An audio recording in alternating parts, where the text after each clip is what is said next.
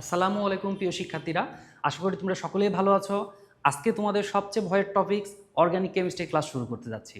তো আজকের টপিকসগুলোকে আমি সুন্দরভাবে বিস্তারিতভাবে আলোচনা করার চেষ্টা করব, যেন একাডেমিক এবং অ্যাডমিশন কোনো জায়গাতে তোমাদের এই অর্গানিক থেকে প্রশ্ন আসলে টেনশন না করতে হয়। তাহলে চলো আজকে অর্গানিক শুরু করি। দেখো, অর্গানিক কেমিস্ট্রিতে আমাদের সবচেয়ে প্রথম দিকের যে আলোচনা রয়েছে তা হচ্ছে হাইড্রোকার্বন এবং জৈব যৌগ। আমরা অনেকে হাইড্রোকার্বন জৈব যৌগকে এক মনে করে থাকি। বাস্তবে হাইড্রোকার্বন আর জৈব যৌগ কিন্তু এক নয়, এখানে কিছু পার্থক্য আছে। আমরা চলো একটা উদাহরণ দিয়ে বিষয়টাকে ইজি করার চেষ্টা করি। প্রথমত আমি একটা যৌগ লিখলাম মিথেন CH4। দেখো, এখানে কার্বন এবং হাইড্রোজেন দ্বারা আমাদের এই যৌগটা তৈরি। যেহেতু কার্বন আর হাইড্রোজেন দ্বারা এই মিথেনটা তৈরি, তাই এই মিথেনকে বলা হয় হাইড্রোকার্বন। কি বলা হয়? হাইড্রোকার্বন। কার্বন আর হাইড্রোজেন দ্বারা গঠিত যৌগের নাম তাহলে কি পেলাম? হাইড্রোকার্বন। আচ্ছা, আমরা এই মিথেনকে কি করছি? ইউভি রশ্মির উপস্থিতিতে ক্লোরিন যোগ করছি। দেখো, ইউভি রশ্মির উপস্থিতিতে যখন ক্লোরিনেশন করা হয়, এই ধরনের বিক্রিয়াকে বলা হয় প্রতিস্থাপন বিক্রিয়া। এটা একটা ফ্রি রেডিক্যাল বিক্রিয়া। আমরা পরবর্তী ক্লাসগুলোতে এই বিক্রিয়া সম্বন্ধে জানবো। এখানে আমাদের একটা হাইড্রোজেন প্রতিস্থাপিত একটা ক্লোরিন যুক্ত হয়ে যায়। দেখো, তাহলে আমাদের তৈরি হচ্ছে CH3Cl। এই যৌগটার নাম হলো মিথাইল ক্লোরাইড। নাম কি? Methyl chloride. আমরা যদি ক্লোরিনেশন অব্যাহত রাখি, অর্থাৎ ইউভি রশ্মির উপস্থিতিতে ক্লোরিন চালনা করি, এটা যদি অব্যাহত রাখি, তাহলে আমাদের আরও একটা হাইড্রোজেন প্রতিস্থাপন হবে, দিয়ে হবে মিথাইল ডাইক্লোরাইড। দেখো, তাহলে CH2Cl2, অর্থাৎ আমাদের আরও একটা হাইড্রোজেনকে সরিয়ে দিয়ে আর একটা ক্লোরিন যুক্ত হয়ে গেছে। আমরা যদি ইউভি রশ্মির উপস্থিতিতে এই ক্লোরিনেশন আরও অব্যাহত রাখি, তাহলে দেখো আমাদের এইখানে আরও একটা হাইড্রোজেন প্রতিস্থাপিত হবে, দিয়ে তৈরি হবে CHCl3, অর্থাৎ মিথাইল টাইক্লোরাইড। নাম কি? Methyl trichloride. আচ্ছা দেখো, আমরা যদি মিথাইল টাইক্লোরাইডের সাথে ইউভি রশ্মির উপস্থিতি ক্লোরিনেশন অব্যাহত রাখি, সর্বশেষ পাবো কার্বন টেট্রাক্লোরাইড। অর্থাৎ আমাদের চারটা হাইড্রোজেনকে প্রতিস্থাপন করে চারটা ক্লোরিনই যুক্ত হয়ে গেছে কার্বন টেট্রাক্লোরাইডে। দেখো, তাহলে আমরা এখানে যে বিষয়টা একটু বোঝানোর চেষ্টা করব, তা হলো আমরা প্রথমত যে যৌগটা দেখেছি তা হচ্ছে কার্বন এবং হাইড্রোজেন দ্বারা গঠিত যৌগ মিথেন। এটি একটি হাইড্রোকার্বন। নাম কি বলেছি? হাইড্রোকার্বন। তাহলে এই মিথেনটা হলো হাইড্রোকার্বন। হাইড্রোকার্বন অর্থাৎ কার্বন হাইড্রোজেন দ্বারা গঠিত একটা যৌগ। দেখো, আমাদের মিথাইল ক্লোরাইড, যেটা মিথাইল ক্লোরাইডটা কিন্তু আমাদের হাইড্রোকার্বন থেকে তৈরি হয়েছে। তার মানে এটা কিন্তু বিশুদ্ধ হাইড্রোকার্বন। এটা হচ্ছে হাইড্রোকার্বন থেকে জন্ম লাভকারী, তাই হাইড্রোকার্বন জাতক। আচ্ছা, তাহলে এটা হলো হাইড্রোকার্বনের জাতক। দেখো, মিথাইল ডাইক্লোরাইড যেটা তৈরি হয়েছে, এটাও তাহলে কি হাইড্রোকার্বনের জাতক? বিশুদ্ধ হাইড্রোকার্বন নয়, তাহলে এটাও হচ্ছে হাইড্রোকার্বনের জাতক।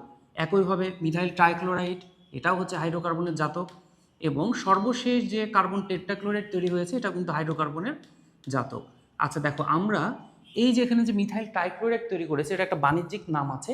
এটার নাম হচ্ছে ক্লোরোফর্ম। নাম কি বলেছি? ক্লোরোফর্ম। এই ক্লোরোফর্ম কোথায় ব্যবহার হয় তোমরা কি জানো? আচ্ছা, এই ক্লোরোফর্ম মূলত চেতনানাশক, অর্থাৎ অপারেশন থিয়েটারে রোগীকে অজ্ঞান করার কাজে এই ক্লোরোফর্মটা ব্যবহার করা হয়ে থাকে। তবে এই ক্লোরোফর্ম কিন্তু খুবই বিপজ্জনক। কেন বিপজ্জনক? আচ্ছা দেখো, কেন বিপজ্জনক। এই ক্লোরোফর্মটা যদি ইউভি রশ্মির উপস্থিতিতে অক্সিজেনের সংস্পর্শ পায়, তাহলে এটা বিষাক্ত ফসজিন গ্যাসে পরিণত হয়ে যায়। এই গ্যাসটার নাম কি বললাম আমি? Phosgene gas. আচ্ছা, ফসজিন গ্যাস। এই ফসজিন গ্যাসটা খুবই বিষাক্ত। এই ফসজিন গ্যাসটা যদি শ্বাস প্রশ্বাসের মাধ্যমে মানুষ গ্রহণ করে, সাথে সাথে কি হবে? মানুষ মারা যাবে। তাই এই ক্লোরোফর্মকে কিন্তু বাদামি বোতলে কিংবা কাঁচের কালো বোতলে সংরক্ষণ করা হয়ে থাকে। তাহলে কাঁচের বাদামি অথবা কালো বোতলে সংরক্ষণ করা হয়, যেন ইউভি রশ্মির উপস্থিতি না পায়। ইউভি রশ্মির উপস্থিতি পেলে অক্সিজেনের সাথে এটা ফসজিন গ্যাসে পরিণত হয়ে যায়। আর এই ফসজিন গ্যাসটা হচ্ছে খুবই বিষাক্ত, যার কারণে ফসজিন গ্যাস গ্রহণ করলে মানুষ মারা যায়। তাহলে ক্লোরোফর্মকে এই জন্য বাদামি বোতলে রাখতে হয়। আচ্ছা, আমরা আবার একটু ফিরে আসি। আমরা যে কার্বন টেট্রাক্লোরাইড লিখলাম, এই কার্বন টেট্রাক্লোরাইডের মধ্যে দেখো কোনো হাইড্রোজেন নাই। তারপরে আমরা এই হাইড্রোজেনবিহীন অবস্থায় একে কিন্তু বলতে পারি যে হচ্ছে হাইড্রোকার্বনের জাতক। তাহলে এটাও কিন্তু হাইড্রোকার্বনের জাতক। তাহলে এটা হচ্ছে হাইড্রোজেন বিহীন একটা জৈব যৌগ। ঠিক আছে, হাইড্রোজেন বিহীন যৌগ। আচ্ছা, তাহলে আমরা যে হাইড্রোজেনবিহীন কার্বন টেট্রাক্লোরাইড পেয়েছি, তার কিন্তু আদিমাতা ছিল মিথেন। তার মানে আমরা বলতে পারি কার্বন টেট্রাক্লোরাইডও কিন্তু জৈব যৌগ, কারণ এটি হচ্ছে হাইড্রোকার্বনের জাতক। তাহলে দেখো, আমি প্রথম থেকে একটু তোমাদেরকে বোঝানোর চেষ্টা করি। আমরা প্রথমত মিথেন থেকে শুরু করেছিলাম। মিথেন ছিল বিশুদ্ধ হাইড্রোকার্বন। এর যতগুলো জাতক আছে, methyl chloride, dichloride, chloroform, carbon tetrachloride, সবগুলো হচ্ছে হাইড্রোকার্বনের জাতক, তার মানে সবগুলো হচ্ছে জৈব যৌগ। তাহলে জৈব যৌগ হাইড্রোকার্বন দুইটার মধ্যে মেইন পার্থক্য হচ্ছে কার্বন আর হাইড্রোজেন দ্বারা গঠিত যৌগের নাম হচ্ছে জৈব যৌগ, কার্বন আর হাইড্রোজেন দ্বারা গঠিত যৌগের নাম হচ্ছে হাইড্রোকার্বন, আর হাইড্রোকার্বন এবং এদের যত জাতক আছে সবগুলো হচ্ছে জৈব যৌগ। হাইড্রোকার্বন এবং যত জাতক আছে সবগুলো হচ্ছে জৈব যৌগ। তাহলে দেখো আমাদের এখানে যে কার্বন টেট্রাক্লোরাইড রয়েছে এটা হচ্ছে হাইড্রোজেনবিহীন জৈব যৌগ। তাহলে হাইড্রোজেনবিহীন জৈব যৌগের মধ্যে যে শুধু কার্বন টেট্রাক্লোরাইড আছে এমন কিন্তু না, কার্বন টেট্রাক্লোরাইড ছাড়াও আরও কিছু হাইড্রোজেনবিহীন জৈব যৌগ আছে। যেমন ধরো এই যে আমাদের ফসজিন গ্যাস, এটাও কিন্তু আমাদের হাইড্রোজেনবিহীন জৈব যৌগ। আমাদের আরেকটা রয়েছে ক্লোরোপিক্রিন বা কাঁদুনে গ্যাস, ক্লোরোপিক্রিন বা কাঁদুনে গ্যাস। এই ক্লোরোপিক্রিন বা কাঁদুনে গ্যাসও কিন্তু আমাদের হাইড্রোজেনবিহীন জৈব যৌগ। এছাড়া যেমন রয়েছে টেট্রাফ্লোরোইথিন, এটি হাইড্রোজেনবিহীন একটা জৈব যৌগ। এছাড়া রয়েছে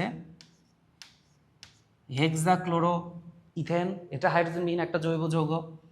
কিংবা CFC11, CFC12, এগুলো কিন্তু হাইড্রোজেনবিহীন জৈব যৌগ। একইভাবে CFC114, এটাও কিন্তু হাইড্রোজেনবিহীন জৈব যৌগের উদাহরণ। তাহলে দেখো এরা সবগুলো হাইড্রোজেনবিহীন জৈব যৌগ। এছাড়া আমাদের সিলভার অ্যাসিটেট, মানে এখানে যদি আমি সিলভার দিই তাহলে সিলভার অ্যাসিটেট, সিলভারের অল্টারনেটিভ হিসেবে আমাদের কপার থাকতে পারে, তার মানে আমি এখানে চেঞ্জ করে কপার দিতে পারি অথবা চেঞ্জ করে সোডিয়াম দিতে পারি। তাহলে সিলভার অ্যাসিটেট অথবা সোডিয়াম অ্যাসিটেট অথবা কপার অ্যাসিটেট, এরাও কিন্তু হাইড্রোজেনবিহীন জৈব যৌগ। তাহলে আমাদের পরীক্ষায় আসে নিচের কোনটি হাইড্রোজেনবিহীন জৈব যৌগ, এটা একটা কমন প্রশ্ন অ্যাডমিশনের জন্য। তাহলে আমাদের উত্তর কি হতে পারে? Carbon tetrachloride, phosgene gas, chloropicrin, কিংবা CFC11, CFC12, CFC114, কিংবা আমাদের হতে পারে টেট্রাফ্লোরোইথিন কিংবা হেক্সাফ্লোরোইথেন কিংবা হেক্সাক্লোরোবেনজিন, এটাও আসলে হবে হেক্সাক্লোরোবেনজিন। আচ্ছা, হেক্সাক্লোরোবেনজিন আর গ্যামাক্সিন দুইটার মধ্যে কিন্তু পার্থক্য আছে। আমরা অনেক ক্ষেত্রে ভুল করে এই গ্যামাক্সিনটাকে হাইড্রোজেনবিহীন জৈব যৌগ বলি। গ্যামাক্সিনের সংকেত দেখো C2H6Cl6, এটা হচ্ছে গ্যামাক্সিন। এই গ্যামাক্সিনে কিন্তু হাইড্রোজেন আছে, তাই এটা কিন্তু হাইড্রোজেনবিহীন জৈব যৌগ হচ্ছে না। এছাড়া আমাদের সিলভার অ্যাসিটেট কিংবা কপার অ্যাসিটেট কিংবা সোডিয়াম অ্যাসিটেট, এরাও কিন্তু হাইড্রোজেনবিহীন জৈব যৌগ। আমাদের হাইড্রোজেনবিহীন জৈব যৌগ থেকে প্রশ্ন আসলে ইনশাল্লাহ আমরা উত্তর করতে পারবো। এখন কিছু কিছু ক্ষেত্রে দেখা যায় যে হাইড্রোকার্বনের জাতক হওয়া সত্ত্বেও কিছু যৌগ আছে যেগুলোকে আমরা জৈব যৌগ বলি না। তার মধ্যে একটা কমন হচ্ছে কার্বন ডাইঅক্সাইড। এখন আমরা অনেকে চিন্তা করি যে এই কার্বন ডাইঅক্সাইড নিশ্চয়ই হাইড্রোকার্বনের জাতক। কেন? কারণ সকল বস্তুকে দহন করে, অর্থাৎ সকল হাইড্রোকার্বনকে দহন করে কিন্তু কার্বন ডাইঅক্সাইড পাওয়া গিয়েছে। কিন্তু বাস্তবে এই কার্বন ডাইঅক্সাইডের মেইন উৎস কি হাইড্রোকার্বনের দহন? না, কার্বনকে তুমি যদি নর্মালি দহন করো তবুও কিন্তু কার্বন ডাইঅক্সাইড পাও। তাহলে এটাকে সরাসরি আমরা হাইড্রোকার্বন জাতক বলতে পারছি না, কারণ এটা শুধুমাত্রই যে হাইড্রোকার্বন থেকে জন্ম লাভ করেছে এমন কিন্তু না। আমরা কার্বনকে দহন করেও কিন্তু কার্বন ডাইঅক্সাইড পাই। তাই এই কার্বন ডাইঅক্সাইডে কার্বন থাকলেও এটা কিন্তু জৈব যৌগ নয়। আবার দেখো কার্বন সালফাইড, তো এই কার্বন সালফাইড নর্মালি কিন্তু জৈব দ্রাবক। আমরা অনেক ক্ষেত্রে এটা ব্যবহার দেখেছি, জৈব বস্তু দ্রবীভূত করার জন্য এই কার্বন সালফাইড ব্যবহার করা হয়ে থাকে, বাট এটা কিন্তু জৈব বস্তু না। আবার দেখো ক্যালসিয়াম কার্বাইড, CaC2, এই ক্যালসিয়াম কার্বাইড সাধারণত ফল পাকানোর কাজে ব্যবহার করা হয়ে থাকে। তো এই ক্যালসিয়াম কার্বনেট থেকে উৎপন্ন হয় অ্যাসিটিলিন, ওই অ্যাসিটিলিনটা মূলত ফল পাকায়। তাহলে ক্যালসিয়াম কার্বনেটকে পানিতে মিশ্রিত করে ফলের উপর স্প্রে করলে সাধারণত অ্যাসিটিলিন উৎপন্ন হয়, ওই অ্যাসিটিলিন ফল পাকায়। কিন্তু ক্যালসিয়াম কার্বাইড কি অ্যাসিটিলিন? না, ক্যালসিয়াম কার্বাইড থেকে উৎপন্ন হয় অ্যাসিটিলিন। তাহলে দেখো ক্যালসিয়াম কার্বাইড থেকে যেহেতু অ্যাসিটিলিন উৎপন্ন হয়, তাই এটা কিন্তু আমাদের কার্বন থাকলেও জৈব যৌগ না। অর্থাৎ আমাদের এই যে তিন চারটা যে উদাহরণ আমি লিখলাম সেগুলো সবগুলোতে কার্বন থাকলেও এরা জৈব যৌগ না। তাহলে আমরা জৈব যৌগ এবং হাইড্রোকার্বন দুইটা সম্বন্ধে মোটামুটি একটু জেনেছি। চলো তাহলে আমরা দেখে আসি এই রিলেটেড MCQ-গুলো পরীক্ষায় কীভাবে আসে। দেখো আমাদের একটা প্রশ্ন হলো কোনটি হাইড্রোকার্বন, এটা সিলেট বোর্ড 2019-এ এসেছিল। কোনটি হাইড্রোকার্বন? আচ্ছা, তাহলে আমাদের একটা অপশন দেওয়া আছে পেট্রোল, আর একটা আছে চিনি, সেলুলোজ আর PVC। তো অনেকের মনে হচ্ছে সবগুলোই তো মনে হয় সঠিক উত্তর। না, সবগুলো কিন্তু জৈব যৌগ, বাট আমার এখানে দেখো তো কি বলেছে হাইড্রোকার্বন। তাহলে হাইড্রোকার্বন আর জৈব যৌগ যেহেতু এক নয়, তাহলে আমাদের বুঝতে হবে যে বিশুদ্ধ কার্বন আর হাইড্রোজেন দ্বারা গঠিত যেটা সেটাই হচ্ছে হাইড্রোকার্বন। দেখো পেট্রোলের ক্ষেত্রে এটা হচ্ছে কার্বন আর হাইড্রোজেন ব্যতীত অন্য কোনো পরমাণু এখানে নাই, তার মানে এটা হচ্ছে বিশুদ্ধ হাইড্রোকার্বন। এখন অন্যগুলো কেন নয়? যেমন দেখো চিনির কথা বলি, চিনির মধ্যে কিন্তু হাইড্রক্সিল মূলক আছে, অর্থাৎ অক্সিজেন আছে। সেলুলোজেও কিন্তু দেখো অক্সিজেন আছে। আবার দেখো PVC-তে কিন্তু ক্লোরিন আছে। তাহলে আমরা বুঝতে পারছি এগুলোতে অন্য পরমাণু রয়েছে কার্বন হাইড্রোজেনের পাশাপাশি। আর এই ধরনের পরমাণু থাকার জন্য এরা হচ্ছে বিশুদ্ধ হাইড্রোকার্বন নয়। তাহলে হাইড্রোকার্বন নয় কোনটি? উত্তর হচ্ছে পেট্রোল। আচ্ছা, আমরা 2 নম্বর প্রশ্নটা পড়ি। 2 নম্বর প্রশ্নটা আমাদের দেখো অনেকবার এসেছে বিভিন্ন বোর্ডে, বিভিন্ন ইউনিভার্সিটিতে অনেকবার এসেছে। দেখো, কোন জৈব যৌগে হাইড্রোজেন অনুপস্থিত? তাহলে উত্তর কি হবে? তাহলে ক্লোরোপিক্রিন। তাহলে প্রথম উত্তর হচ্ছে ক্লোরোপিক্রিন। আচ্ছা, গ্যামাক্সিন কেন নয়? কারণ গ্যামাক্সিনের সংকেত কি বলেছি আমি? C6H6Cl6। তাহলে দেখো এখানে অবশ্যই হাইড্রোজেন রয়েছে, তাই গ্যামাক্সিন কিন্তু উত্তর হচ্ছে না। আচ্ছা, এবার আমরা 3 নম্বর প্রশ্নটা দেখি। বলছে কোনটি জৈব যৌগ নয়? কোনটি জৈব যৌগ নয়? আমরা উদাহরণ কিছুক্ষণ আগে এটা বললাম, কার্বন সালফাইড। এটা জৈব যৌগ নয়। দেখো আমাদের এটা একটা জৈব যৌগ, এটা হচ্ছে অ্যালডিহাইড। কার্বন টেট্রাক্লোরাইড, এটা মিথেনের জাতক, এটা একটা জৈব যৌগ। আর আমাদের এখানে যে যৌগটা দেওয়া আছে HCOOH, এটা জৈব অ্যাসিড, তার মানে ওটা একটা হাইড্রোকার্বন, অর্থাৎ ওটা একটা হাইড্রোকার্বনের জাতক, অর্থাৎ ওটা একটা জৈব যৌগ। তাহলে আমাদের উত্তরটা কি দাঁড়াচ্ছে? উত্তরটা দাঁড়াচ্ছে কার্বন সালফাইড এটি জৈব যৌগ নয়। যদিও এখানে কার্বন আছে, তবুও জৈব যৌগ নয়। এবার আমরা দেখে আসি জৈব যৌগের পরিচিতি। জৈব যৌগটা কিভাবে উৎপত্তি হয়েছে সে বিষয়ে আমরা কথা বলবো। তো এই জৈব যৌগের ধারণাটা কিন্তু অনেক প্রাচীন। আজ থেকে 8-9 হাজার বছর পূর্বে, 8-9 হাজার বছর পূর্বের ঘটনা। তো সেই সময় কিন্তু মানুষ সর্বপ্রথম অ্যালকোহল ব্যবহার করতো, সাবান ব্যবহার করতো, চর্বি ব্যবহার করতো। তাহলে আজ থেকে 8-9 হাজার বছর পূর্বে সেই সময় মানুষ সর্বপ্রথম কি ব্যবহার করতো? সর্বপ্রথম অ্যালকোহলের ব্যবহার করতো। এছাড়া তারা সাবান ব্যবহার করত, তারা তেল ব্যবহার করত, তারা শর্করা ব্যবহার করত। এই সকল বস্তুগুলো কিন্তু ব্যবহার করত। তো এই সময়টা কিন্তু মোটামুটি খ্রিস্টপূর্ব 7,000 বছর পূর্বের ঘটনা। কত বছর পূর্বে? দেখো 7,000 বছর। খ্রিস্টপূর্ব 7,000 বছর পূর্বে। তো সেই সময়ে মানুষ আঙুর থেকে আর বার্লি থেকে তারা অ্যালকোহলের বাণিজ্যিক উৎপাদন করত। অ্যালকোহল এটার বাণিজ্যিক উৎপাদন করত। তাহলে ওই সমসাময়িক ঘটনার কথাই কিন্তু আমরা বলছি। তাহলে সেই সময় মানুষ অ্যালকোহলের বাণিজ্যিক উৎপাদন করত। আর এই অ্যালকোহল শব্দটা সর্বপ্রথম ব্যবহার করেছে বিজ্ঞানী প্যারাসেলসাস।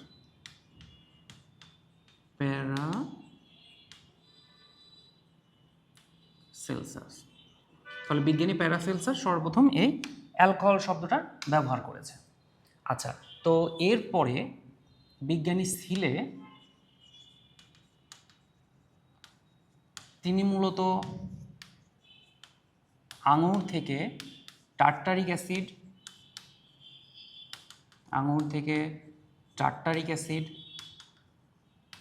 আপেল থেকে ম্যালিক অ্যাসিড,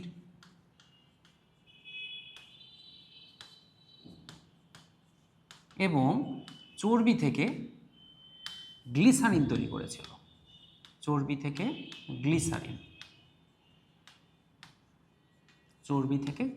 তৈরি করেছিল। বিজ্ঞানীর নাম ছিল বিজ্ঞানী সিলের। তিনি সর্বপ্রথম আঙুর থেকে টার্টারিক অ্যাসিড সংগ্রহ করে, আপেল থেকে ম্যালিক অ্যাসিড সংগ্রহ করে, আর চর্বি থেকে তিনি গ্লিসারিন উৎপাদন করে। এর পরবর্তীতে মোটামুটি 1675 সালের দিকে বিজ্ঞানী লেমেরি নামক একজন,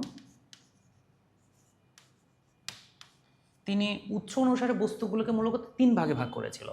তিনি টোটাল বস্তুগুলোকে কয় ভাগে ভাগ করেছিল? 3 ভাগে। একটা হচ্ছে উদ্ভিজ্জ, একটা হচ্ছে প্রাণীজ, আর আরেকটা নাম হচ্ছে খনিজ। এই 3টা ভাগে তিনি ভাগ করেছিল। এর পরবর্তীতে 1773 সালের দিকে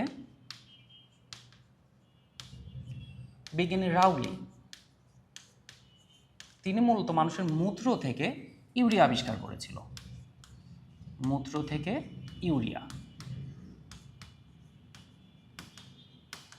তাহলে তিনি মূত্র থেকে ইউরিয়া আবিষ্কার করেছিল। এর পরবর্তীতে 1774 সালের দিকে বিজ্ঞানী ল্যাভয়েশিয়ে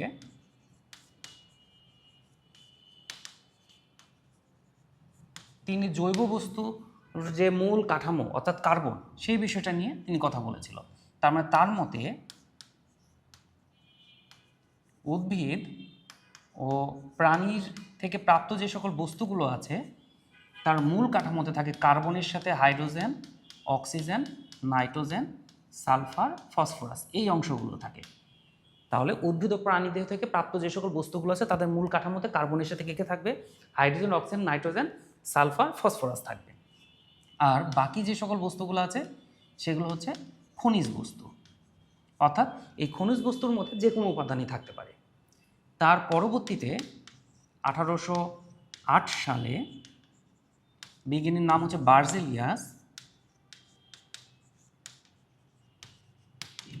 তিনি মূলত এই উদ্ভিদ ও প্রাণী থেকে যে বস্তুগুলো পাওয়া যায় সেই বস্তুগুলোর নাম দিয়েছিল জৈব বস্তু, আর খনি থেকে প্রাপ্ত বস্তুর নাম দিয়েছিল অজৈব বস্তু।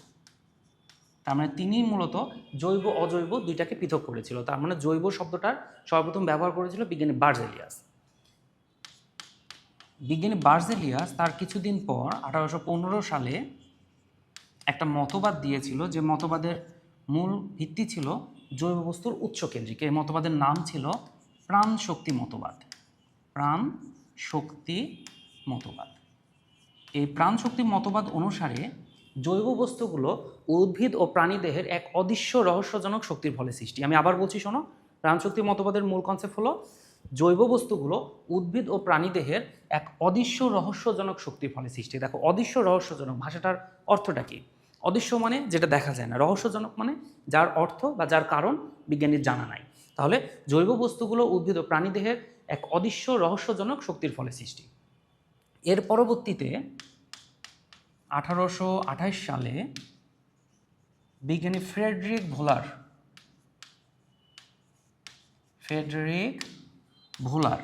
আসলে এই বানানটা ডাব্লু দিয়ে শুরু, তাই অনেক বইতে এই বানানটাকে লেখা আছে উলার। অ্যাকচুয়াল বাংলায় বানানটার উচ্চারণ হবে ভোলার। যাই হোক, উলার হোক আর ভোলার হোক, আমরা একটু মনে রাখার চেষ্টা করব, কারণ আমাদের মূল বানানটা ইংরেজিতে মনে রাখলে বাংলাতে আমরা কনভার্ট করে নিতে পারবো। দেখো, তিনি কি করেছে? তিনি এই প্রাণশক্তি মতবাদকে ভুল প্রমাণ করেছে। আচ্ছা, কিভাবে ভুল প্রমাণ করেছে? এই ফ্রেডরিক ভোলার মূলত বার্জেলিয়াস যে ল্যাবে কাজ করতো তার আন্ডারে থিসিস করছিল বা তার আন্ডারে পরীক্ষা নিরীক্ষা করছিল। তো এই মোমেন্টে তার দরকার পড়েছিল অ্যামোনিয়াম সায়ানাইড। অ্যামোনিয়াম সায়ানাইড ল্যাবে ছিল না। সেই মোমেন্টে তিনি কি করলো? তিনি লেড সায়ানাইডের সাথে অ্যামোনিয়াম ক্লোরাইড বিক্রিয়া করিয়ে অ্যামোনিয়াম সায়ানাইড উৎপন্ন করলো। আচ্ছা, কি উৎপন্ন হলো? Ammonium cyanide. এখন এই অ্যামোনিয়াম সায়ানাইডকে সংগ্রহ করার জন্য তিনি আবার তাপ প্রদান করলো। তো যখন তিনি তাপ প্রদান করলো, অ্যামোনিয়াম সায়ানাইডটা পূর্ণবিন্যাস বিক্রিয়ার মাধ্যমে ইউরিয়ায় পরিণত হয়েছিল। তাহলে পূর্ণবিন্যাস বিক্রিয়ার মাধ্যমে তৈরি হয়েছে কি? তৈরি হয়েছে ইউরিয়া। দেখো, এই ইউরিয়া কিন্তু জৈব বস্তু। ইউরিয়াটা কি ধরনের বস্তু? ইউরিয়াটা হচ্ছে জৈব বস্তু। বাট এই যে অ্যামোনিয়াম সায়ানাইড, এটা মূলত অজৈব বস্তু। অজৈব এই বস্তু থেকে তৈরি হয়েছে জৈব বস্তু। কিন্তু বিজ্ঞানী বার্জেলিয়াস কি বলেছিল? বার্জেলিয়াস বলেছিল যে জৈব বস্তুগুলো শুধুমাত্র উদ্ভিদ ও প্রাণীদেহ থেকে আসে, তার মানে জৈব বস্তুর মূল উৎস হচ্ছে উদ্ভিদ ও প্রাণীদেহ, অর্থাৎ জৈব বস্তু। কিন্তু বিজ্ঞানী ফ্রেডরিক ভোলার কি করলো? জৈব বস্তু উৎপাদন করলো একটা অজৈব বস্তু থেকে। আর এই ইউরিয়াটা মূলত মানুষের মূত্র থেকে তৈরি হয়েছে। তাই আমাদের ইউরিয়া যে জৈব বস্তু, এটা অনেক আগে থেকেই মানুষের জানা ছিল। তাহলে দেখো, বিষয়টা দাঁড়াচ্ছে, সর্বপ্রথম ফ্রেডরিক ভোলার কি করলো?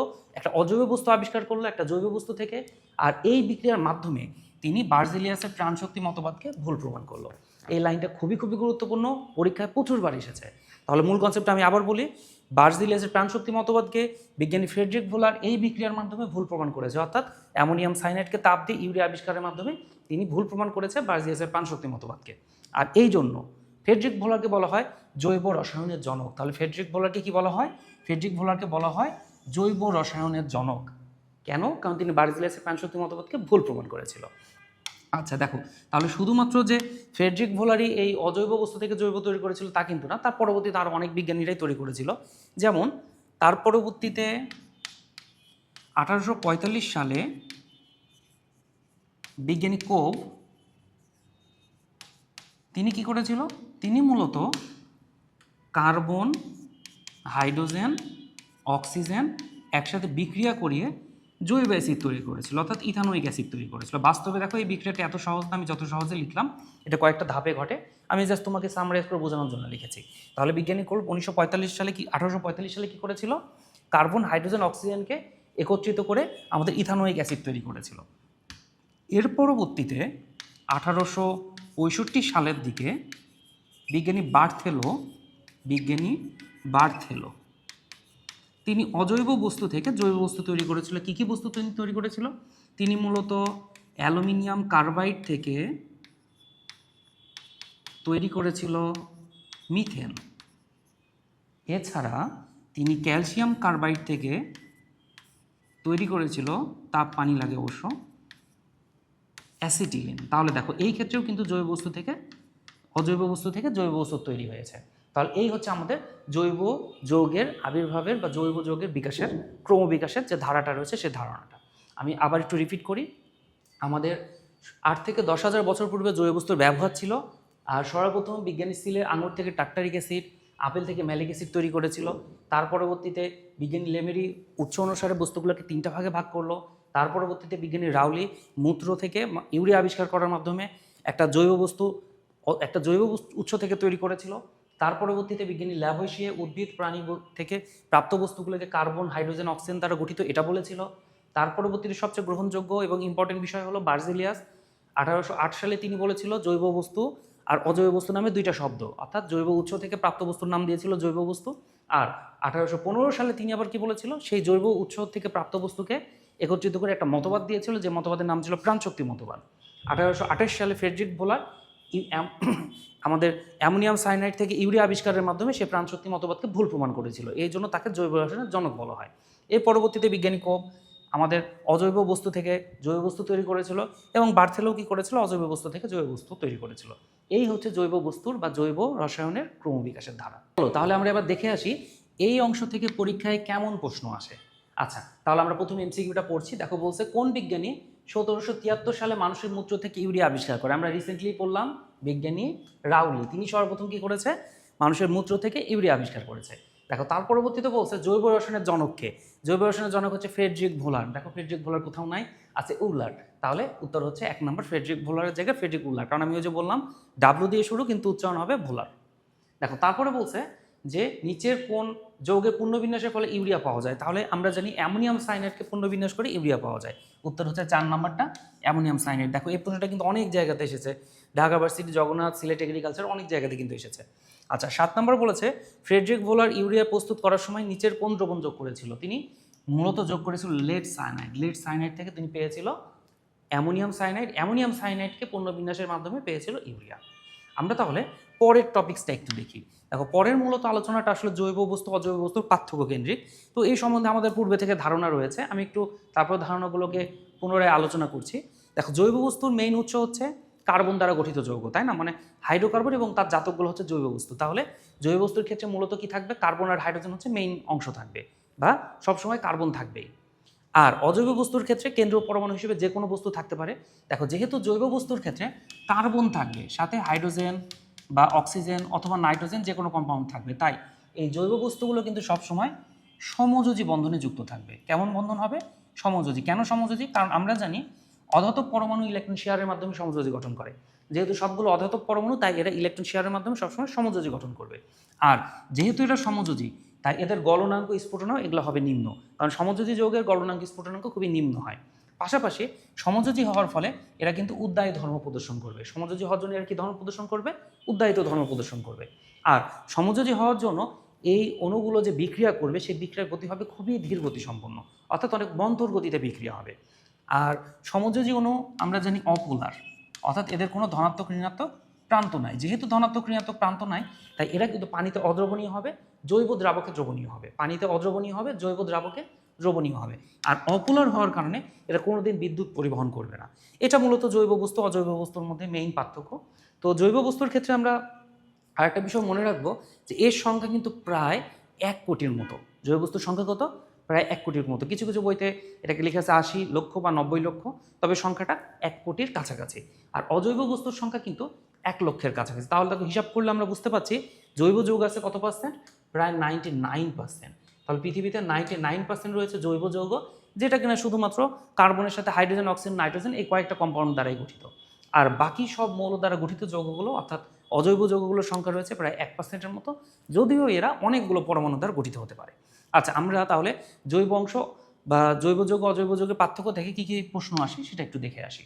দেখো আমাদের যে এমসিকিউটা এখানে এসেছে, জৈব যৌগের অণুতে কোন ধরনের বন্ধন থাকে, যেহেতু কার্বন আর হাইড্রোজেন তার মানে সবসময় সমযোজী বন্ধন থাকে।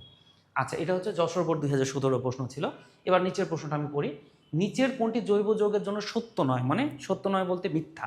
এটা কিন্তু মেডিকেলের একটা প্রশ্ন, 2007-8 সেশনে মেডিকেলে এসেছিল। দেখো তাহলে জৈব যৌগের জন্য আমাদের নিচের কোনটি সত্য নয়। প্রথমত পড়ি, এরা প্রধানত আয়নিক বন্ধন দ্বারা গঠিত। এটা কিন্তু ভুল। কারণ কি? কারণ এরা সমযোজী বন্ধন দ্বারা গঠিত। তাহলে প্রথমটাই আমাদের সঠিক উত্তর। এখন বাকিগুলো কেন নয় সে বিষয়ে একটু আমরা দেখে আসি। ইথার ও বেনজিনে দ্রবণীয়। তাহলে জৈব বস্তুগুলো ইথার আর বেনজিনে দ্রবণীয় কেন? কারণ ইথার আর বেনজিন হচ্ছে জৈব বস্তু। তাহলে জৈব বস্তু সবসময় জৈব দ্রাবকে দ্রবণীয় হবে, অজৈবতে অদ্রবণীয় হবে। আচ্ছা, 3 নম্বরে বলছে দহনের ফলে কোনো অবশেষ থাকে না। জৈব বস্তুকে যদি দহন করে দিই তাহলে কোনো অবশেষ থাকে না। যেমন ধরো আমরা বাসা বাড়িতে যে এলপিজি সিলিন্ডার ব্যবহার করি, রান্না যখন শেষ হয়ে যায় তখন সিলিন্ডারে কি কোনো অবশেষ পাওয়া যায়? পাওয়া যায় না, কারণ সবগুলো দহন হয়ে কার্বন ডাইঅক্সাইড এবং পানির রূপে উড়ে চলে যায়। তাহলে জৈব বস্তু দহনের ফলে কোনো অবশেষ পাওয়া যায় না। দেখো বিক্রিয়ার কৌশল জটিল, মন্থর গতির হয়ে থাকে। আচ্ছা, বিক্রিয়ার কৌশলটা একটু জটিল হয়, পাশাপাশি বিক্রিয়ার গতিগুলো ধীরে ধীরে হয়, মন্থর হয়। এই জন্য আমাদের সঠিক উত্তর হচ্ছে 1 নাম্বারটা। আমরা তাহলে জৈব যৌগের সংখ্যা কেন এত বেশি এই বিষয় নিয়ে এখন একটু কথা বলবো। জৈব যৌগের সংখ্যা বেশি হওয়াকে আমরা বলে থাকি জৈব যৌগের প্রাচুর্যতার কারণ। প্রাচুর্য তথ্য সংখ্যা বেশি হয়ে যাওয়া। আচ্ছা, জৈব যৌগের এই সংখ্যা বেশি হওয়া বা প্রাচুর্যতার কী কী কারণ রয়েছে? দেখো, সবচেয়ে বেশি যে কারণটা দায়ী তা হচ্ছে কার্বনের ক্ষেত্রে ক্যাটেনেশন ধর্ম থাকা।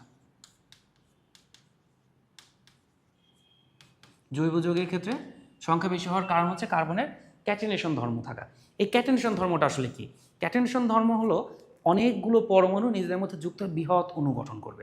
যেমন এর একটা কমন উদাহরণ হচ্ছে এই যে ফুলারিন। এই ফুলারিনের সাধারণত 60টা কার্বন পরমাণু একত্রিত হয়ে এই ফুলারিন অণুটা গঠন করে। 60টা কার্বন পরমাণু একত্রিত হয়ে এই ফুলারিন অণুটা গঠন করে। তবে আমাদের কার্বনের ক্ষেত্রে কার্বন 32টা মিলেও ফুলারিন গঠন করতে পারে, কার্বন 50টা মিলেও ফুলারিন গঠন করতে পারে, কার্বন 70টা মিলেও ফুলারিন গঠন করতে পারে। তবে সবচেয়ে বেশি ফুলারিন গঠন হয় কিসে? কার্বন 60-তে।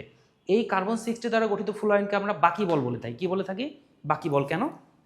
এটা দেখতে দেখো একবারে ফুটবলের মতো, এই জন্য এদেরকে বলা হয়ে থাকে বাকিবল।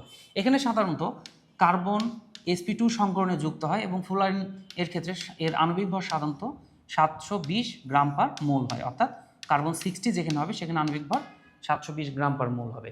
তাহলে কার্বনের ক্যাটেনেশন ধর্মের ফলে জৈব যৌগের সংখ্যা এত বেশি। এছাড়া ক্যাটেনেশন ছাড়া জৈব যৌগের সংখ্যা বেশি হওয়ার জন্য আরেকটা কারণ হচ্ছে সমানতা। সমানতা ধর্মের ফলেও কিন্তু জৈব যৌগের সংখ্যা বেশি আছে। সমানতা শব্দের অর্থ কী? দেখো, সমানতা শব্দের অর্থ হলো যে সকল যৌগের আণবিক সংকেত একই থাকবে কিন্তু গঠন হবে ভিন্ন ভিন্ন, তাদেরকে বলা হয় সমাণু। অজৈব যৌগের ক্ষেত্রে এই টাইপসের কোনো শব্দ কিন্তু নেই, বাট জৈব যৌগে আণবিক সংকেত একই হলে গঠন যে একই হবে এমনটা না। যেমন C2H6O আমি একটা অণু লিখলাম, একে যদি আমি সাজাই তাহলে আমি লিখতে পারি CH3CH2OH। এই যৌগটার নাম হচ্ছে ইথানল। যৌগটার নাম কি বললাম? ইথানল। এটা একটা জৈব বস্তু, অ্যালকোহল। আচ্ছা, আমরা যদি এইভাবে সাজাই CH3O CH3, এটার নাম হচ্ছে ইথার, এটার নাম হচ্ছে মিথক্সিমিথেন, এটা ইথার। অ্যালকোহল একটা সমগোত্রক, ইথার একটা সমগোত্রক। দেখো এখানে কিন্তু দুইটা সমগোত্রক আলাদা আলাদা। তাহলে আমাদের আণবিক সংকেত একই ছিল কিন্তু গঠন ভিন্ন। গঠন ভিন্ন হওয়ার জন্য যৌগ কি বেশি হয়ে গেছে না? দুইটা হয়ে গেছে না? তাই সমানতা ধর্মের ফলেও কিন্তু জৈব যৌগের সংখ্যা এভাবে বেশি হয়ে যায়। এছাড়া আরেকটা কারণ হলো জৈব যৌগে পলিমারকরণ ঘটে। পলিমারকরণ জৈব যৌগের ক্ষেত্রেই ঘটে।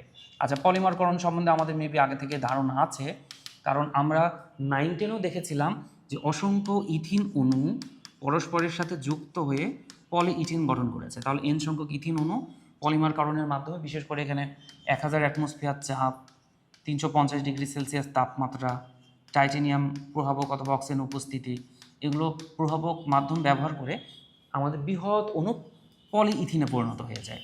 পলিইথিন, এখানে পলিইথিনের ক্ষেত্রে সাধারণত কার্বন সংখ্যা থাকে 600 থেকে 1200, এনের মান থাকে 600 থেকে 1200, অর্থাৎ কার্বন সংখ্যা সাধারণত থাকে 1200 থেকে 2400-র মতো। আমি যেটা বলতে চাচ্ছি তা একটু দেখো, আমাদের এই ইথিন একটা স্বতন্ত্র অণু, আবার পলিইথিন এটাও একটা স্বতন্ত্র অণু। তাহলে একই গঠন কিন্তু আমরা এদের দুইটা ভিন্ন রূপ দেখতে পাচ্ছি। আমাদের ইথিন আলাদা বৈশিষ্ট্যের, পলিইথিন আলাদা বৈশিষ্ট্যের। তাহলে দেখো পলিমারকরণের ফলে একটা যৌগ থেকে তুমি আরেকটা যৌগ কিন্তু তৈরি করতে পেরেছ। তাই পলিমারকরণের ফলেও কিন্তু জৈব যৌগের সংখ্যাটা বেশি হয়ে গিয়েছে। এছাড়া জৈব যৌগের সংখ্যা বেশি হওয়ার আরেকটা কারণ হলো কার্বনের চার যোজনী।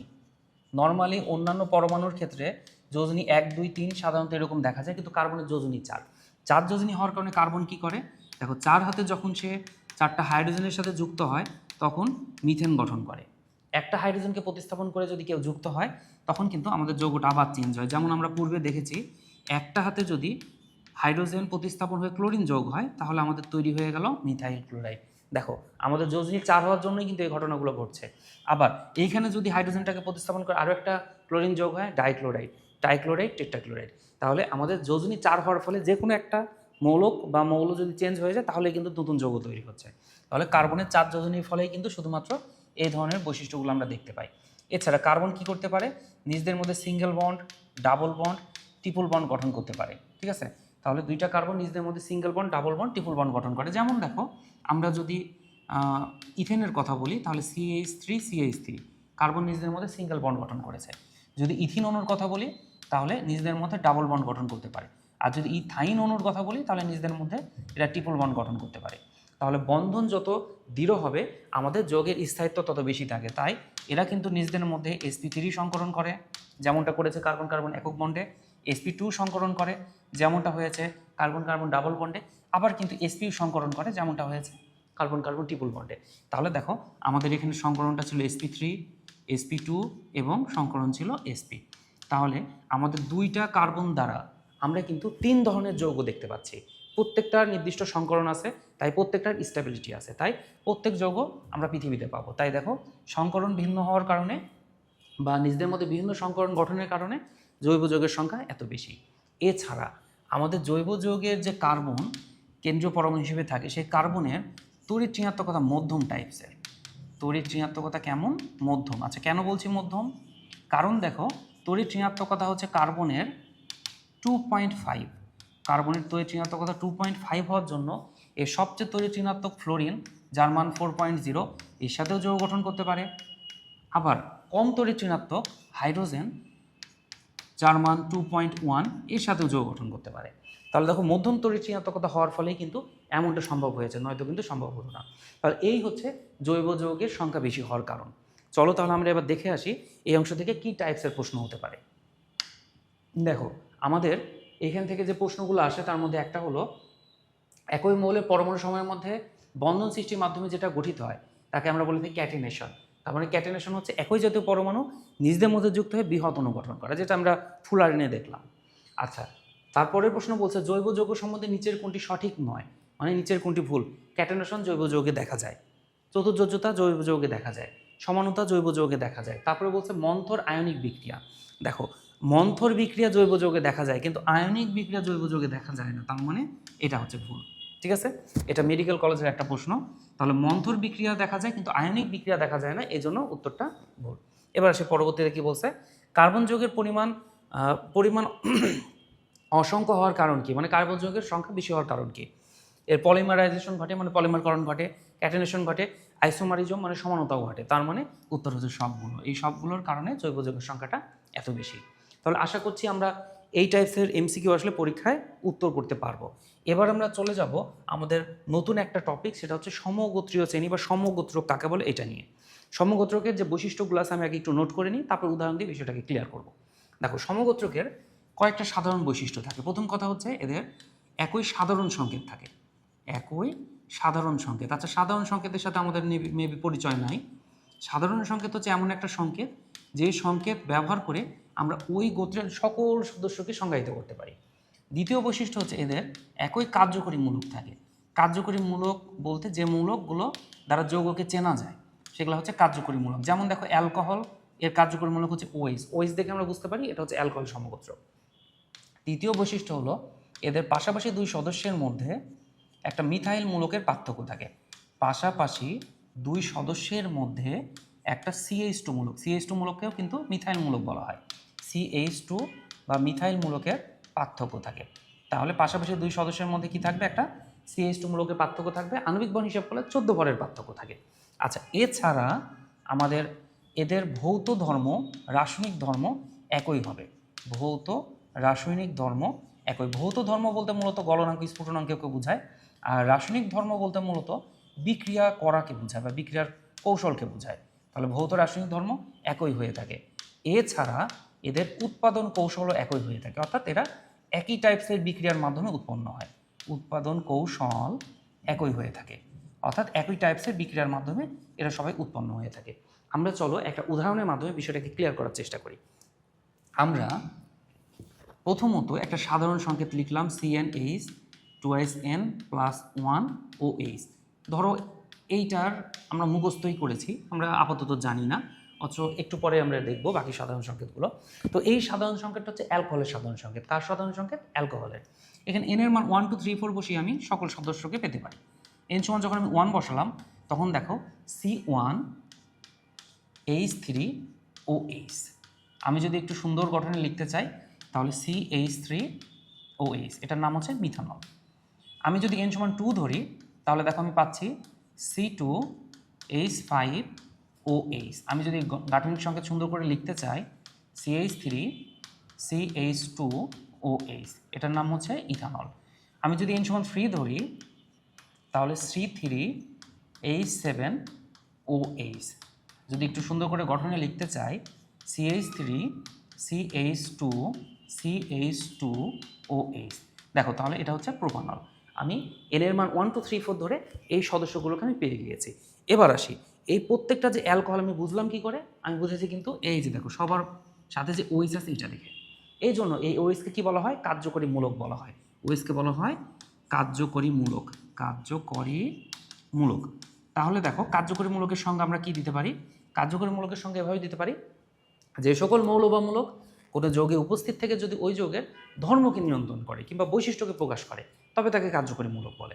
দেখো আমরা কিন্তু অলরেডি দুইটা বৈশিষ্ট্য পেয়ে গেছি, একটা সাধারণ সংকেত দিয়ে আমরা এদেরকে সংজ্ঞায়িত করতে পারছি এবং একই কার্যকরী মূলক প্রত্যেকের ক্ষেত্রে পেয়ে গেছি। আচ্ছা এবার আসি, দেখো পাশাপাশি দুই সদস্যের মধ্যে CH2 মূলকের পার্থক্য আছে কিনা এটা আমরা একটু দেখি। দেখো এই দুইটার মধ্যে কিন্তু একটা CH2 আছে অতিরিক্তভাবে, আবার দেখো আমাদের এই দুইটার মধ্যে একটা CH2 অতিরিক্ত আছে। তাহলে পাশাপাশি দুই সদস্যের মধ্যে পার্থক্য কি পাচ্ছি? একটা CH2 মূলকের পার্থক্য পাচ্ছি। তাহলে আমাদের 3 নম্বর বৈশিষ্ট্য কিন্তু আমরা পেয়ে গিয়েছি। এবার আসি এদের ভৌত রাসায়নিক ধর্ম একই কিনা। দেখো ভৌত অবস্থায় যত অ্যালকোহল আছে এদের কিন্তু উদ্দায়িত ধর্ম থাকে। যেমন আমরা করোনা মুভমেন্টে আইসোপ্রোপাইল অ্যালকোহল ব্যবহার দিয়ে যে হ্যান্ড স্যানিটাইজারগুলো আছে সেগুলো ব্যবহার করতাম। ওটা তাহলে একটা উপাদান হচ্ছে আইসোপ্রোপাইল অ্যালকোহল। ওই অ্যালকোহল হাতে মাখার সাথে সাথে কী হতো? উড়ে চলে যেত না।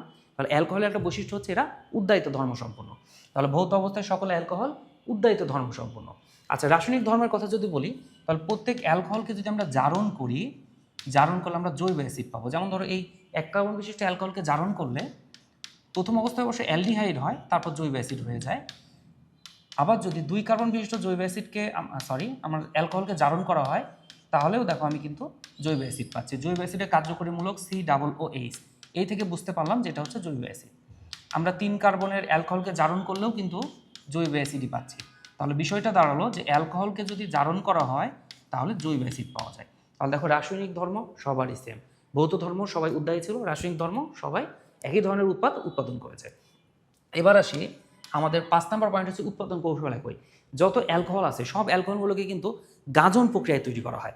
গাজন প্রক্রিয়া মানে পচানো, অর্থাৎ হাইড্রোকার্বন বা শাকসবজি ফলমূল ইত্যাদিকে পচিয়ে কিন্তু এই অ্যালকোহলগুলো তৈরি করা হয়। তাহলে দেখো আমরা যে 5টা বৈশিষ্ট্য পেলাম এই বৈশিষ্ট্য এই উদাহরণগুলোর মধ্যে মিলে যাচ্ছে, তাই এই অ্যালকোহল একটা সমগোত্রক। তাহলে এটা হচ্ছে অ্যালকোহলের সমগোত্রক। তাহলে আমরা যদি সমগোত্রকের সংজ্ঞা দিতে চাই এভাবে বলবো, যাদের সাধারণ সংকেত ও কার্যকরী মূলক একই, পাশাপাশি দুই সদস্যের মধ্যে একটা CH2 পার্থক্য আছে এবং ভৌত রাসায়নিক ধর্ম একই, তারা হচ্ছে সমগোত্রক। আচ্ছা আসি কিছু যৌগের সাধারণ সংকেত কার্যকরী মূলক কেমন হয়। আচ্ছা তাহলে সমগোত্রকের কার্যকরী মূলক কেমন হবে, সাধারণ সংকেত কেমন হবে এবং এন এর মান কত থেকে শুরু হবে এগুলো আমরা দেখব। প্রথমত আমরা আসি অ্যালকেন সমগোত্রক। অ্যালকেন সমগোত্রকে আসলে কার্যকরী মূলক থাকে না, এখানে কার্বন কার্বন একক বন্ধন থাকে, এটাকে কার্যকরী মূলক বলা যায় না, তাও আমরা মনে রাখার জন্য এটা নোট করলাম। আচ্ছা এইখানে সাধারণ সংকেতটা আমরা মনে রাখবো, তাহলে CnH2SN+2 এটা হচ্ছে অ্যালকেনের সাধারণ সংকেত। আমাদের এখানে এন এর মান শুরু হয় 1 থেকে, তাহলে 1 2 3 ইত্যাদি। আমরা যদি দ্বিতীয় সদস্যের কথা বলি, প্রথম সদস্য হচ্ছে মিথেন, দ্বিতীয় সদস্য হচ্ছে ইথেন, তার মানে CH3CH2 মিথেন ইথেন। দেখো অ্যালকিনের ক্ষেত্রে কি হবে? অ্যালকিনের ক্ষেত্রে যেহেতু আমাদের কার্বন কার্বন দ্বিবন্ধন থাকে, তার মানে মাঝে ডাবল বন্ড হবে, দুই পাশে কার্বনে একটা করে হাত কমে যাবে। তাহলে দেখো আমার যেহেতু দুই পাশে কার্বনের একটা করে হাত কমে গেছে, তাহলে 2টা হাইড্রোজেন কমে যাবে, তাই সাধারণ সংকেতে কিন্তু আমার 2টা হাইড্রোজেন কম থাকবে, CnH2SN। অর্থাৎ এই যে 2টা হাইড্রোজেন কমে যাওয়ায় CnH2SN+2 -2, তাহলে মাইনাস প্লাসে বাদ যে CnH2SN এইটুকুই থাকবে। আচ্ছা দেখো এইখানে যেহেতু কার্বন কার্বন দ্বিবন্ধন হয়, তাই দুইটা কার্বন ছাড়া কি সম্ভব না, তাই সর্বনিম্ন 2 কার্বন থেকে কিন্তু আমাকে শুরু করতে হবে। তাহলে এদের প্রথম সদস্য কিন্তু ইথিন আর দ্বিতীয় সদস্য হচ্ছে প্রোপিন।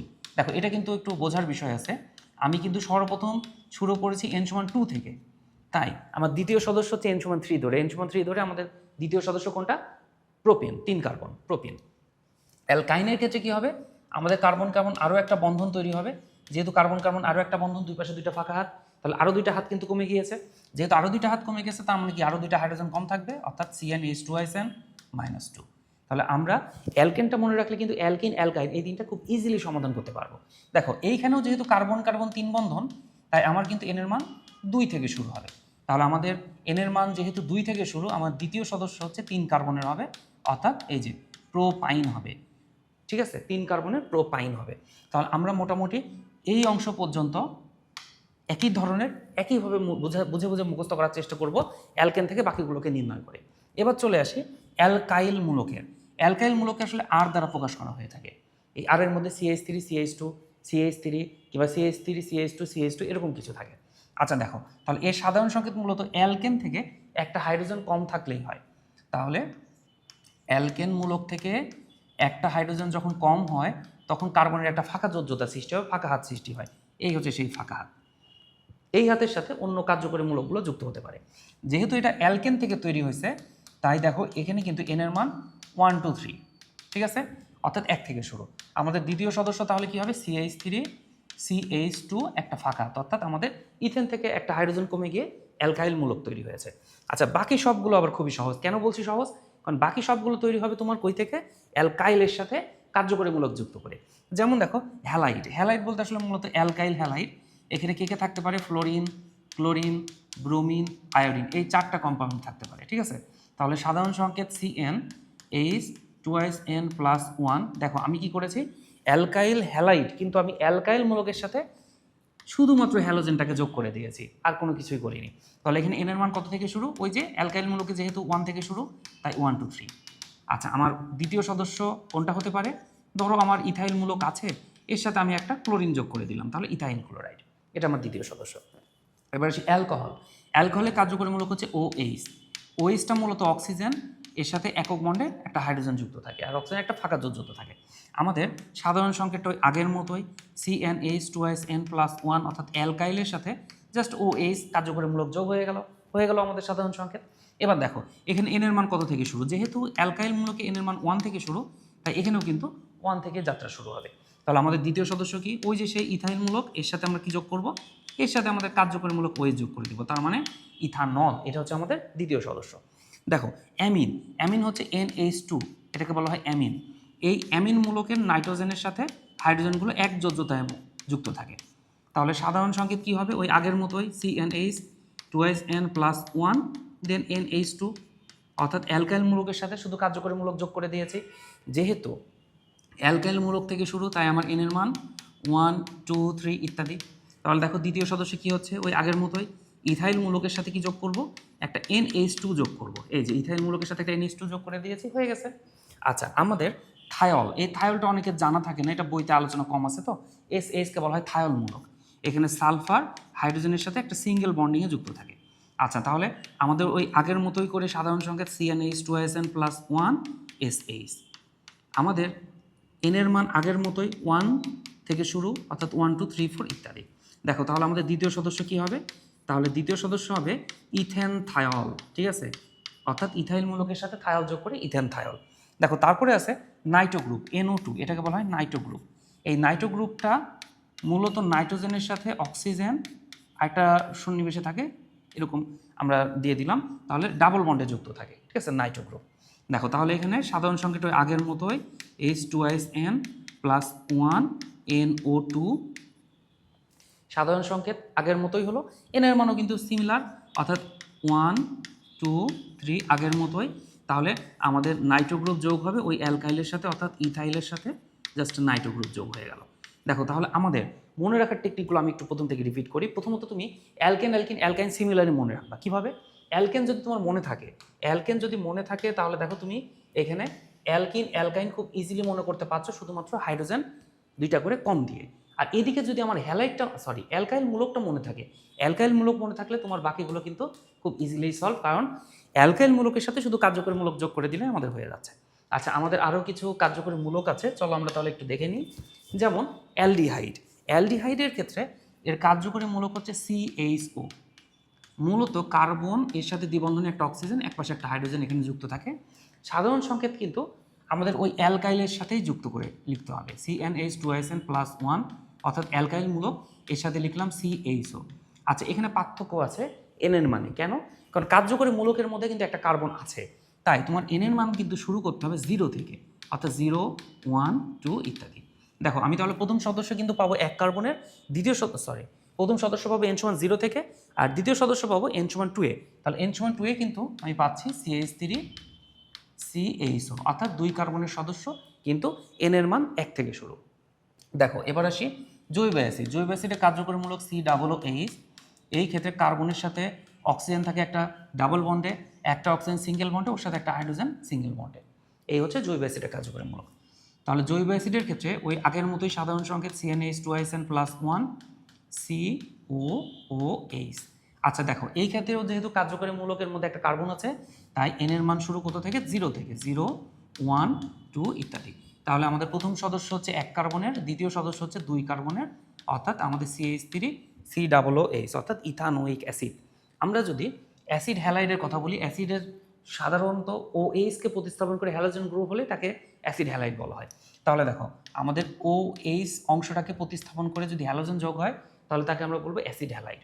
তো অ্যাসিড হ্যালাইডের ক্ষেত্রে আগের মতো করে চিন্তা করো, তাহলে অ্যালকাইল মূলক ওর সাথে CO, যেহেতু OH কে প্রতিস্থাপন করে হ্যালোজেন যোগ হয়েছে, তার মানে X।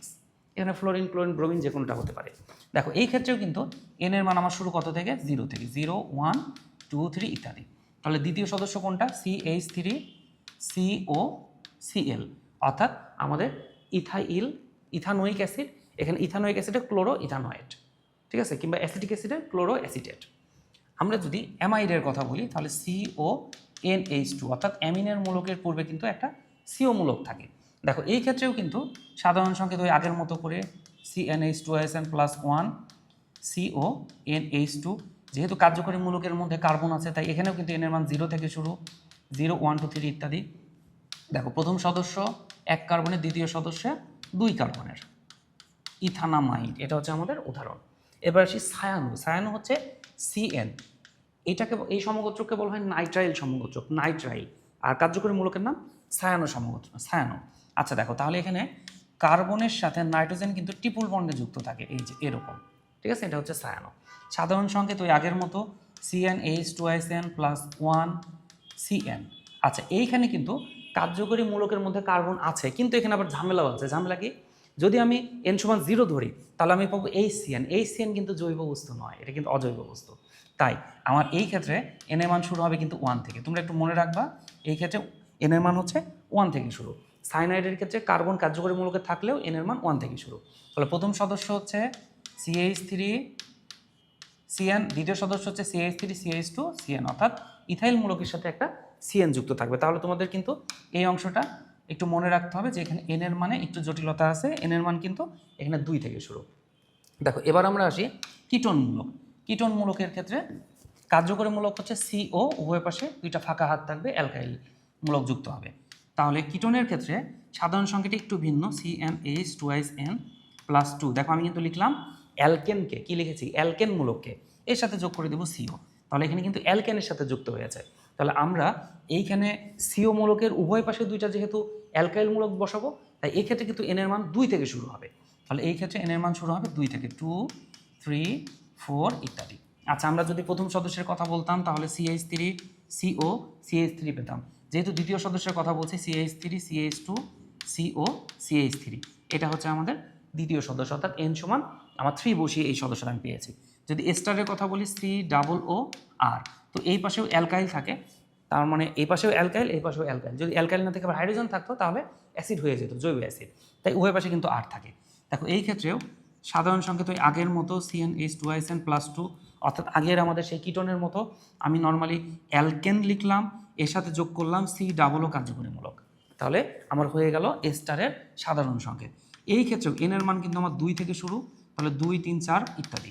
দেখো তাহলে আমাদের উদাহরণ দাঁড়াচ্ছে CH3 CH2 COO CH3, এটা হচ্ছে এস্টার।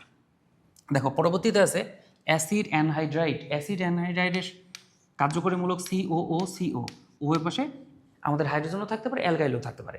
দেখো এই ক্ষেত্রে আমাদের সাধারণ সংকেত CnH2SN+2, অর্থাৎ আগের মতোই COO ঠিক আছে।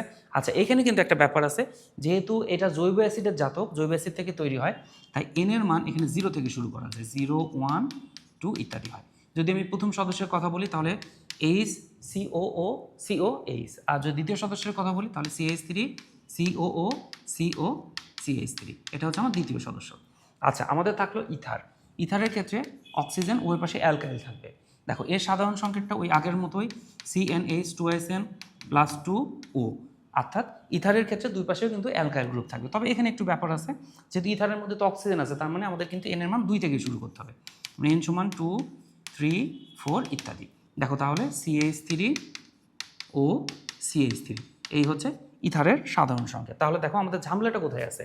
আমাদের ঝামেলা আছে অ্যাসিড অ্যানহাইড্রাইডের ক্ষেত্রে একটু, কারণ অ্যাসিড অ্যানহাইড্রাইডের ক্ষেত্রে কিন্তু আমার এখানে 0 থেকে শুরু হয়েছে, আর বাকি সবগুলো কিন্তু সিমিলার। তাহলে দেখো আমাদের এখানে অ্যালডিহাইড, জৈব অ্যাসিড, অ্যাসিড হ্যালাইড, অ্যামাইড, এই সবগুলো মোটামুটি সিমিলার। এখানে সাইনোতে একটু ঝামেলা ছিল, আর কিটোন, এস্টার, ইথার এই সবগুলো আবার সিমিলার। এখানে অ্যাসিড অ্যানহাইডে আবার একটু ঝামেলা আছে। চলো তাহলে এবার আমরা এই রিলেটেড এমসিকিউগুলো একটু সলভ করে আসি। আমাদের এখানে যে এমসিকিউগুলো এসেছে তার মধ্যে প্রথম যে এমসিকিউ বলেছে নিচের কোনটি সমগোত্রীয় শ্রেণী, অর্থাৎ নিচের কোনটি সমগোত্রক। দেখো আমাদের প্রথম অপশনে বলছে ইথেন, মিথেন আর প্রোপিন। এখন সমস্যা হলো প্রোপিন তো অ্যালকিন, মিথেন ইথেন অ্যালকেন, তাহলে এটা সমগোত্রক হলো না। আচ্ছা আমরা তাহলে পাশেরটা পড়ি, ইথিন প্রোপিন এই দুইটাই অ্যালকিন, বিউটেন এটা আবার দেখো অ্যালকেন, তার মানে অ্যালকিনের সাথে একটা অ্যালকেন হয়ে গেছে, এটাও হলো না। আচ্ছা 3 নম্বর বলছে ইথেন, প্রোপেন, বিউটেন, দেখো সবগুলোই অ্যালকেন, তার মানে উত্তর হচ্ছে 3 নম্বরটা। এখন তোমাদের কাছে প্রশ্ন হলো 4 নাম্বার কেন নয়? দেখো 1 হেক্সিন, 2 হেক্সিন, 3 হেক্সিন, যদিও এখানে ইউপ্যাক পদ্ধতির নামকরণে ভুল আছে, হেক্সিন 1 বলা উচিত, তো তারপর ধরে নিলাম যেটা ঠিক আছে। 1 হেক্সিন, 2 হেক্সিন, 3 হেক্সিন সবগুলো হেক্সিন, সাধারণ সংকেত সেম, কার্যকরী মূলকও সেম, কিন্তু পাশাপাশি দুই সদস্যের মধ্যে কি CH2 পার্থক্য থাকবে? কারণ সবাই তো সেম কার্বন বিশিষ্ট, এই জন্য এটা সঠিক উত্তর হলো না। তার উত্তর হচ্ছে আমার 3 নাম্বারটা। পরের প্রশ্ন দেখি, বলছে নাইট্রাইল কার্যকরী মূলক কোনটা? নাইট্রাইলের কার্যকরী মূলক হচ্ছে CN, মানে সায়ানাইডকে যখন মূল চেইনে রাখি বা মূল যৌগ হিসেবে চিন্তা করে তখন নাইট্রাইল গ্রুপ বলা হয়। দেখো 15 নম্বর বলছে নিচের কোনটি কার্বক্সিলিক অ্যাসিডের সাধারণ কার্যকরী মূলক? কার্বক্সিলিক অ্যাসিড বলতে জৈব অ্যাসিড, COOH, এটা কিন্তু মেডিকেলের প্রশ্ন। এখন মেডিকেলে বরাবর এরকম সহজ প্রশ্ন আসে না, এটা হঠাৎ করে এসেছে।